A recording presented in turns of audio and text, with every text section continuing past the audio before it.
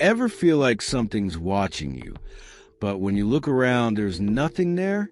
That feeling where the air gets heavy, your skin prickles, and your gut starts whispering that you need to leave? I used to think that was just anxiety or an overactive imagination. Not anymore. Not after what happened in those woods. This all went down a couple of years ago. During the summer, me and 3 friends, Daniel, Chris, and Mark, decided we were going to do a weekend camping trip. Not the kind where you park your car and sleep 5 feet away from it either. No, we wanted the full backwoods experience. Pack in, set up deep in the forest, no phone signal, no help, just us, some gear, and the quiet of nature. We picked a place way upstate, about a 5-hour drive from the city. Daniel had found on some backpacking forum a hidden gem trail that wasn't listed on most maps. He swore it would be perfect, off-grid, barely touched, and supposedly had a clearing next to a small lake where we could camp. The first day was actually great. We hiked in for maybe 4 hours, found the lake, and it was everything Daniel promised. Crystal clear water, pine trees all around, even a rocky little ledge perfect for a fire pit. We set up our tents, cracked some beers, and just hung out under the stars. Felt like we were the only people in the world. But that night, things started to feel off. It was around midnight when I woke up needing to pee. I grabbed my flashlight, unzipped the tent, and walked a few yards into the trees. That's when I heard it, branches snapping, like something was moving out there. Now, animals are no big deal. We knew bears were a possibility. So we had our food in a bear bag hung high between 2 trees. But this sound? It wasn't random rustling. It had rhythm, like footsteps. Deliberate, slow. I froze, light in hand, trying to see if it was just a deer or something. I whispered, "Hello?" Real quiet, like maybe it was one of the guys messing with me. No answer. Just more crunching, then nothing. Silence. Not even crickets. I rushed back to the tent, zipped it up, and told myself it was just a raccoon, maybe a fox. But I didn't sleep well. The next morning, I asked if any of the others had gotten up during the night. They all shook their heads. I brushed it off, didn't want to freak anyone out. We spent most of that day hiking around the lake. Found some old animal bones near the edge of the woods, but nothing too weird. That night, though, that second night, is when everything unraveled. It started with the knocking. We were all sitting around the fire, telling stories when we heard it. A dull knock, like someone hitting a tree with a stick. Not once. Repeated. Knock, knock, knock, knock. Chris laughed and said maybe it was a woodpecker, but it didn't sound like that. It was too slow, too intentional. Then the knocking started coming from a different direction, like the other side of the clearing. Mark stood up and called out, "Hello?" His voice echoed across the water. No reply, just more knocking, this time closer. We killed the fire early and went into our tent, but no one really slept. Around 2 a.m., I heard whispering. I swear to God, it was like someone was muttering just outside the tent, circling it. I held my breath and didn't move. Every hair on my body stood up. It was too quiet to make out words, just this low, whispery sound, like someone was talking to themselves. I didn't tell the others right away. In the morning, they looked like hell. Chris said he kept hearing footsteps all night. Daniel said he heard someone breathing outside his tent. I told him about the whispering. That's when Mark dropped a bomb. There was someone standing at the edge of the woods last night. He said, I saw them. We all stared at him.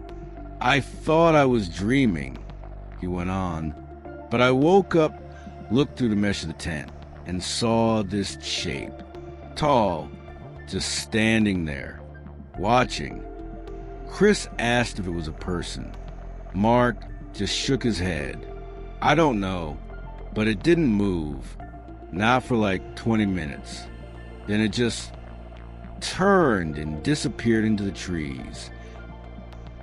We were freaked out, no doubt, but we were also deep in the woods. No phone service. Half a day's hike from the car. We agreed to cut the trip short and head back that morning. Packed everything in record time and started down the trail. But here's the thing. We never found the trail. We retraced our steps exactly.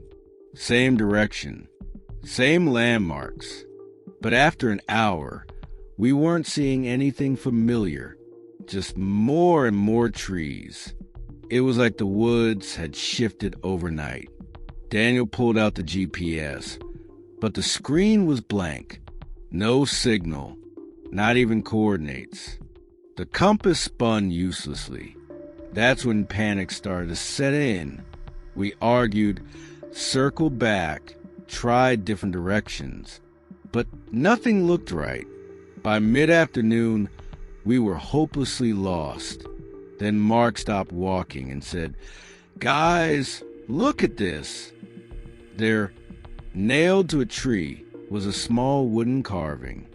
It looked like a person, sort of, but the head was twisted backwards and the arms were too long. At first, we thought it was some weird art thing, but then we saw more of them, dozens, nailed to trees in a rough circle around us. None of us said a word. We just kept moving. But the woods felt different now. The air was heavy, and the sun barely broke through the canopy. Everything looked too still. Around dusk, we came across a structure. It was a cabin, if you can call it that. More like a shack, half-rotted, covered in moss. No windows, just a sagging door hanging open. We debated for a long time whether to check it out. In the end, we figured maybe we could get a sense of direction from inside. See if someone had left a map or even just a clue. Inside, it was worse. Bones, animal, we hoped, hanging from the ceiling. Symbols scratched into the wood. Not words, not any language we knew. Just lines and spirals and crosses. And in the corner, a pile of ash and hair. We didn't stay. As night fell, we made camp reluctantly, far from the shack, but not far enough.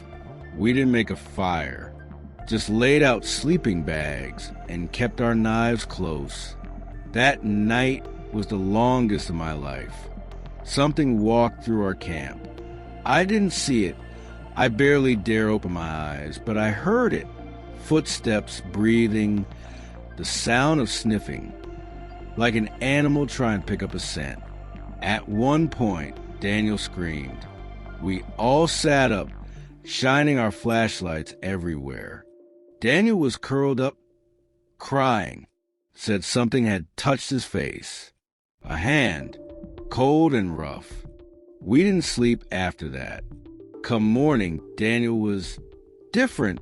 He wouldn't talk, just stared into the trees. Wouldn't eat. We had to drag him to his feet to keep moving. Somehow, after hours of wandering, we stumbled onto the real trail.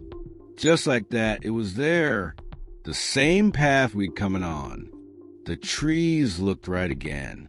The air felt lighter. We didn't talk. We just walked, fast. When we reached the car, Daniel finally spoke. It said my name. We asked what he meant. Last night, it was right next to me. I didn't see it, but I felt it. It said my name in my voice, exactly like me, over and over. None of us had a response to that. We drove home in silence. We never reported it. What would we say? That we got lost and the woods played tricks on us? A week later, Daniel disappeared, left his apartment unlocked.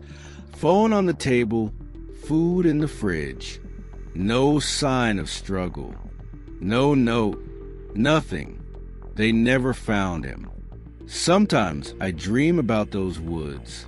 I hear the knocking, the whispering. I see that thing standing just beyond the trees. And I know it's not over. It's still out there, and it knows our names.